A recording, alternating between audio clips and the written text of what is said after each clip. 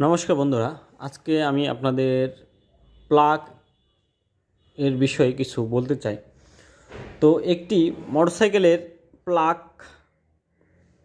সাধারণত 15 থেকে 20,000 কিলোমিটার চালানোর পর পরিবর্তন করার পরামর্শ দেওয়া হয়। তবে এক্ষেত্রে বিভিন্ন ব্র্যান্ডের বিভিন্ন মোটরসাইকেলের গাড়ির স্পেয়ার প্লাগ বিভিন্ন কিলোমিটার পর পর পরিবর্তনের কথা বলেছে। তবে ব্যবহারের ধরন এবং পরিবেশের উপর নির্ভর করে এর পরিবর্তন করার সময়ের তারতম্য হতে পারে। যদি বাইক স্টার্ট হতে সমস্যা করে, ইঞ্জিন কর্মক্ষমতা কমে যায় অথবা জ্বালানি খরচ বাড়ে, তাহলে প্লাগ পরীক্ষা করে দেখা উচিত এবং প্রয়োজনে পরিবর্তন করা উচিত। চলুন কী কী লক্ষণ দেখলে বা বুঝতে পারলে আমরা তা প্রয়োজনীয় নির্দেশ অনুযায়ী কাজ করব।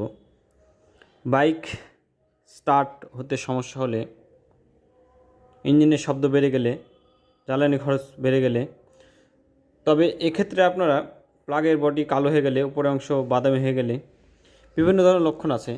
এসব লক্ষণ যদি আপনারা পান, তাহলে একজন অভিজ্ঞ মেকানিক এর পরামর্শ নিয়ে অবশ্যই গাড়ির স্পেয়ার প্লাগ পরিষ্কার বা পরিবর্তন করে নেবেন। ধন্যবাদ বন্ধুরা আমার এই ভিডিওটি থাকার জন্য।